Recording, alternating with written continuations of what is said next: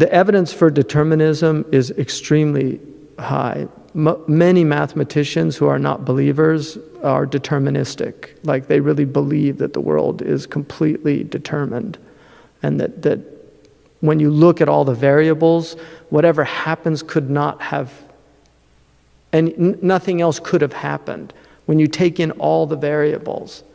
And so there's that aspect that's very real about life, that things happen, and had like those kids, had they not gone to IHOP, and the Prophet said, to say, use if, it'll open the door of shaitan, because shaitan wants you to grieve.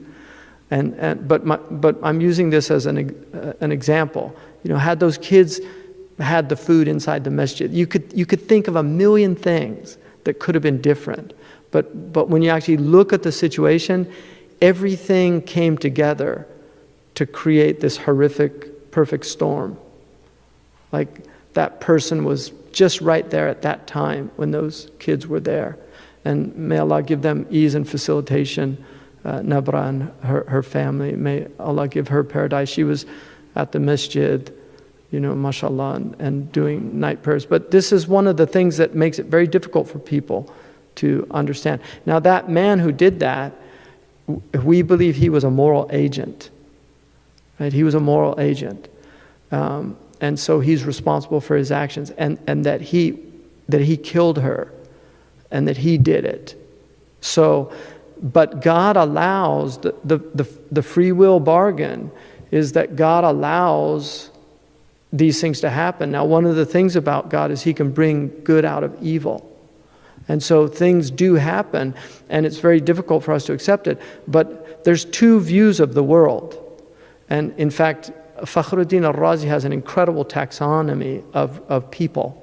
And he begins that all the world can be divided into two: skeptics, and then people that believe that the fire burns, that there's axiomatic truths in the world, like something cannot be and not be at the same time. So he divides the world immediately into those two, and then he divides. So there's the skeptics over there. They're just saying, we don't know, you can never know, nobody can ever know. And then there's the other group, and he says that's the majority of people that actually believe that the world has knowledge, that there's knowledge in the world, that we can know things. And from those people, there are people that believe in deductive truths, that you can, not just empirical, inductive truths, like empirical, like fire burns, but also that you can actually realize things from universals, and you can argue from universals. And then he says, and that group is the majority. And then he says, from those, you're further divided into people that believe the world was created, and then the people believe the world was always here. And he says the majority think it was created. And then he says, from those, that's further divided into two. Those who think that the world was created, that it created itself. Remember, this is like, we're looking at, he died in 1206, I think. So we're looking at a 13th century scholar that nothing's changed. So we have the same people on the planet. This idea that atheists, they're new, or new atheism. The new atheists are actually far less sophisticated than the old atheists, which is a general sign of the overall deterioration of everything on this planet. So the atheists of the past were actually much more rigorous in their arguing and their reasoning, and they were more, anyway. So then he says, for those who believe the world was created, they're further divided into two. Those who believe that there are only sages, and there's no messengers, and he calls those like the Eastern religions, like Buddhism and Hinduism. And then he says, and then the Abrahamic religions that believe there's messengers. And he includes in them the Jews, the Christians, the Muslims, and the Zoroastrians. Even though they're not technically Abrahamic, they were considered people of the book, that we treat them like people of the book. So that's his taxonomy. And so we believe that we will be judged according to our actions. لَهَا مَا كَسَبَتْ وَعَلَيْهَا مَا اكْتَسَبَتْ. The soul has what it earns, and against it are its sins. And we believe, inshallah, Allah will show us mercy because we want mercy. But we do believe that we accrue our actions and that we earn them. This is called kisb, according to the majority of theologians. Some of the theologians, they're more heterodoxic views, actually believed that God, they look at God as more deistic, that God kind of, the Mu'tazilite believed that He created us and gave us power that enabled us to do our own, so we actually created our own actions. The other opinion, which is the Ash'ari and the Salafi position, and they differ on it also. They're closer than the Mu'tazilite, which is that God, the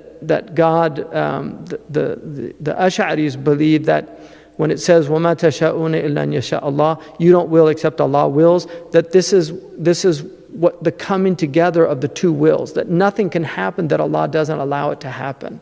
And He actually creates it even though you earn it. And this is the dominant Ash'ari position. The position of the Athari school, which Ibn Taymiyyah and others followed, is that you're doing the action, but Allah is the one that has enabled you. But it's actually your action. So the result is the same, and that's why these are really, the differences to me they're problematic, because the view of the two is the same, that you earn your actions. It's whether or not it's a direct, immediate creation. It's a new creation, and that's where the Ash'aris differ from the Athari. But we believe that we have free will and that people are responsible and that they will be judged. And in the end, only Allah can judge people, because there's too many variables. If you look at human history, the vast majority of people, if you look in this country, for instance, people didn't know anything about Islam for a very long time. And now all they know is a distorted version of Islam. So we can't judge people. Like, if you want to say they're kuffar, that's fine, they can have the hukm of kufr, but the kafir is somebody who knows the truth and rejects it. And Imam al-Ghazali was of the view, anyone who's actively searching for the truth is searching, it will be saved, even if they die before getting it. And he says that very clearly in Faisal al-Tafriqah. And he's as orthodox as you can get according to the dominant view. So it's a very difficult one, but you have to believe that you are responsible for your actions. Do not blame things on God. But once things have happened, the best thing to do is accept it, that's the qadar. And this relieves you of the burden of like, oh my God, if I only did this or if I only did that. Nothing else could have happened. Once it's happened. But before it's happened, you have to see yourself as fully responsible. Once it's happened, you're responsible if you did something wrong, and hopefully if you did something right, you also get the reward for that. But you have to see it as nothing else could have happened. So it's like having bifocals. You can't look at this thing